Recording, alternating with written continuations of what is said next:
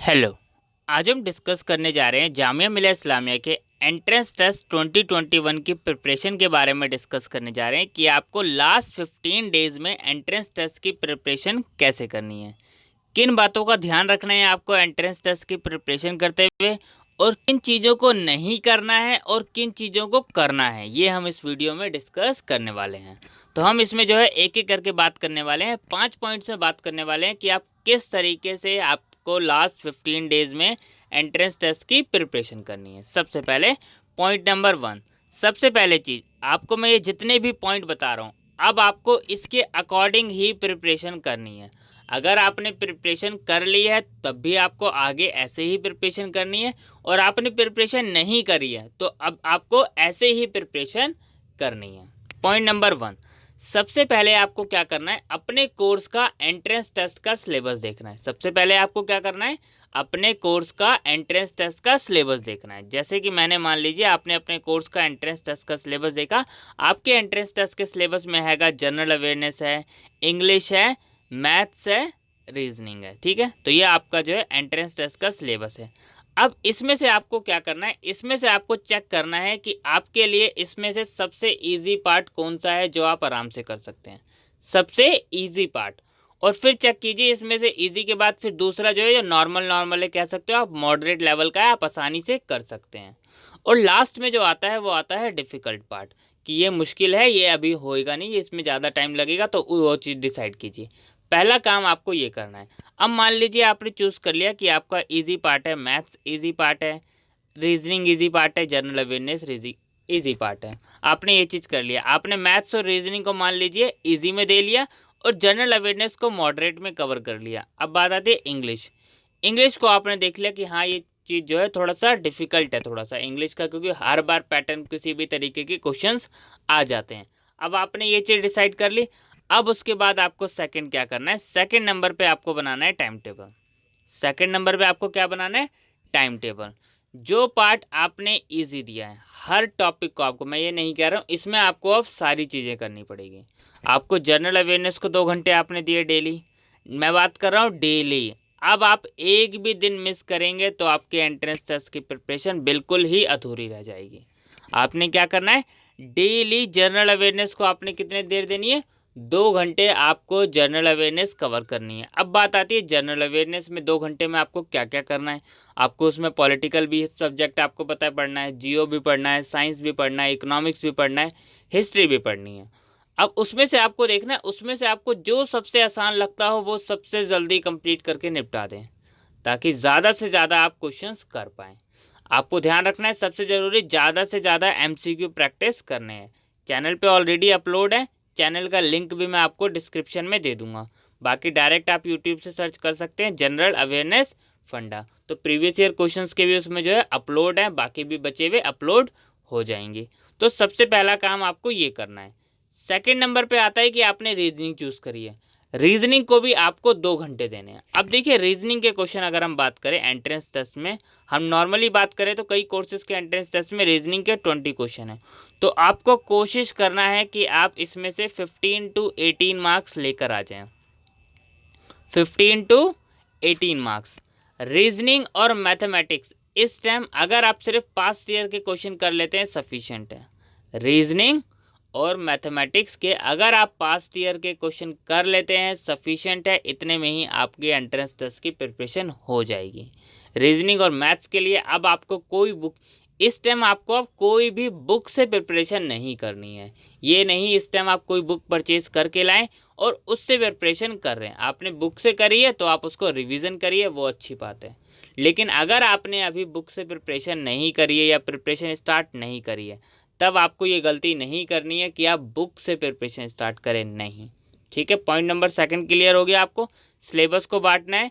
Syllabus को बांटने के बाद हर टॉपिक को आपको कोई भी टॉपिक नहीं छोड़ना है, चाहे जनरल अवेयरनेस हो, चाहे इंग्लिश हो, चाहे मैथ्स हो, चाहे आपकी रीजनिंग हो, आपको हर चीज़ को आपको 2 घंटे देने हैं। Point number second, sorry point number third, previous year question. Daily आपको प्रीवियस ईयर क्वेश्चन करने हैं, डेली आपको प्रीवियस ईयर क्वेश्चन करने हैं। 2 घंटे आप समझ लीजिए प्रीवियस ईयर क्वेश्चन को टाइम दीजिए, लास्ट 5 ईयर के, लास्ट 5 ईयर के 5 साल के आप प्रीवियस ईयर के क्वेश्चन करिए और डेली करिए। मैंने आपको बता रखा है कि आप जिस कोर्स के हैं, अगर दूसरे कोर्स का सेम एंट्रेंस टेस्ट का सिलेबस है तो आप कोशिश करिए, आपके पास टाइम है, वो भी पेपर कवर करें। डेली आपको 2 घंटे किस पर देने?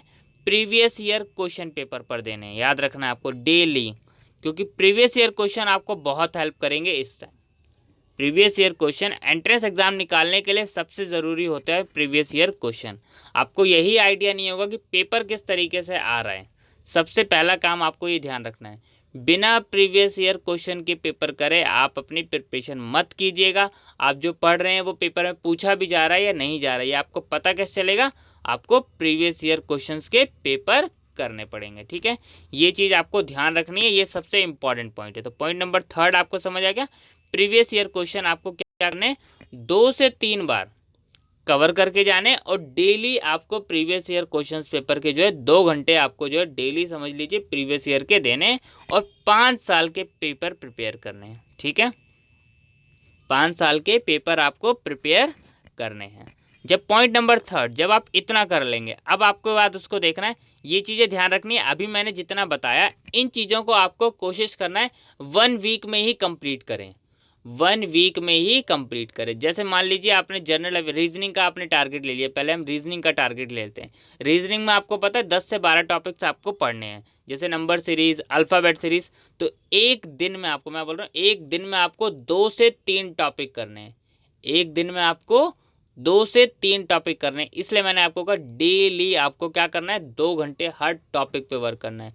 2 घंटे जनरल अवेयरनेस, 2 घंटे रीजनिंग, 2 घंटे मैथ्स और 2 घंटे इंग्लिश, यानी डेली आपको अब वर्क करना है। अब ये नहीं, अब आप अगर एक भी दिन मिस करेंगे तो आपके एंट्रेंस टेस्ट कहीं ना कहीं मिस हो जाएगा, कि आपके चांसेस बहुत कम होते जाएंगे एडमिशन्स के लिए। तो ये चीज़ आपको ध्यान रखनी है। अगर आप चाहते हैं कि आपका एंट्रेंस टेस्ट क्लियर हो जाए तो अब आप इस तरीके से ही प्रिपरेशन कीजिए। तो आपको 2 घंटे डेली, जैसे रीजनिंग के लिए डेली आपको डिवाइड कर लेना है एक हफ्ते में। रीजनिंग के 12 टॉपिक्स है तो आपको 1 वीक में उसको कैसे कंप्लीट करना है, ताकि 1 वीक कंप्लीट होने के बाद उसको आपको वापस सेम चीज़ें रिवाइज करनी है। ऐसा नहीं है कि आपको सिर्फ उतने से ही बात बन जाएगी। पॉइंट नंबर 4 क्लियर हो गया।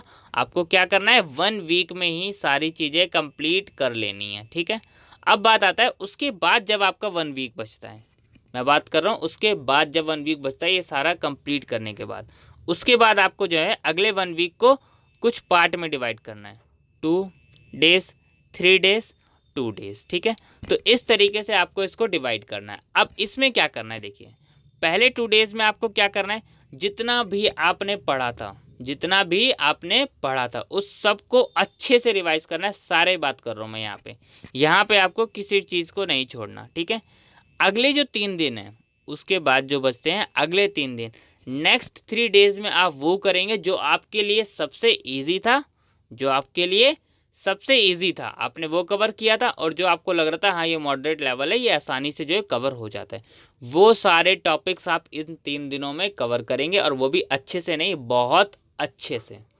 जैसे आपने मान लीजिए चूज़ कर लिया कि आप रीजनिंग आसानी से कर पा रहे हैं, मैथ्स आसानी से कर पा रहे हैं, जनरल अवेयरनेस आसानी से कर पा रहे हैं, या इंग्लिश, इसमें से कोई से भी आप अगर आसानी से कर पा रहे हैं तो आपको वो टॉपिक यहाँ रखने हैं, और इस 3 दिन आपको वो बहुत अच्छे से करने हैं। इस 3 दिन आपको क्या करना है, वो बहुत अच्छे से करना है, ध्यान रखना है आपको। मैंने अब बचते हैं लास्ट के 2 डेज। अब जो आती है बात लास्ट के 2 डेज, लास्ट के 2 डेज में आपको क्या करना है, सिर्फ और सिर्फ प्रीवियस ईयर क्वेश्चन पेपर। पूरा दिन आपको सिर्फ और सिर्फ क्या करना है, प्रीवियस ईयर क्वेश्चन पेपर। आपको सबसे ज़्यादा हेल्प मिलेगी प्रीवियस ईयर क्वेश्चन पेपर से। प्रीवियस ईयर क्वेश्चन पेपर 2 दिन आपको ध्यान रखना है, बाकी दिन तो आपको प्रैक्टिस करनी है, उसमें कोई डाउट नहीं। लेकिन जो लास्ट के जब 2 डेज बचेंगे उसमें आपको सबसे ज़्यादा अगर ध्यान देना है तो किस पे ध्यान देना है, प्रीवियस ईयर क्वेश्चन पेपर पे। जितना ज़्यादा से ज़्यादा हो सके आपको प्रीवियस ईयर क्वेश्चन सारे के सारे आपको कवर कर लेने हैं, ताकि आपको कोई प्रॉब्लम ना आए एग्ज़ाम देते वक्त। आप टॉपिक पढ़ लेंगे, अगर एमसीक्यू प्रैक्टिस नहीं करेंगे तब आपको प्रॉब्लम हो सकती है। जब आप एग्ज़ाम देने जाएंगे आपको टॉपिक्स पता होगा, लेकिन अगर आपने एमसीक्यू प्रैक्टिस नहीं करी है तो कहीं ना कहीं आपको टिक करने में प्रॉब्लम आएगी। ठीक है, ये चीज़ आपको ध्यान रखनी है। तो इस तरीके से अब आपको आगे टाइम टेबल फॉलो करना है। याद रखना है आपको टाइम टेबल के अकॉर्डिंग ही प्रिपरेशन करनी है। अभी भी मैं कह रहा हूँ, अभी भी आपके पास सफिशिएंट टाइम है। अगर आप इसके अकॉर्डिंग प्रिपरेशन करेंगे तो आपका डेफिनेटली एंट्रेंस टेस्ट निकल जाएगा। अब आपको एक भी दिन अपना ख़राब नहीं करना है, डेली 2 घंटे हर सब्जेक्ट को देना है अब आपको। अब ऐसा नहीं है कि आपने आज एक टॉपिक करा, कल एक टॉपिक करा, या एक दिन में आप 2 सब्जेक्ट कर रहे हैं, नहीं। अब आपको डेली सारे सब्जेक्ट करने पड़ेंगे।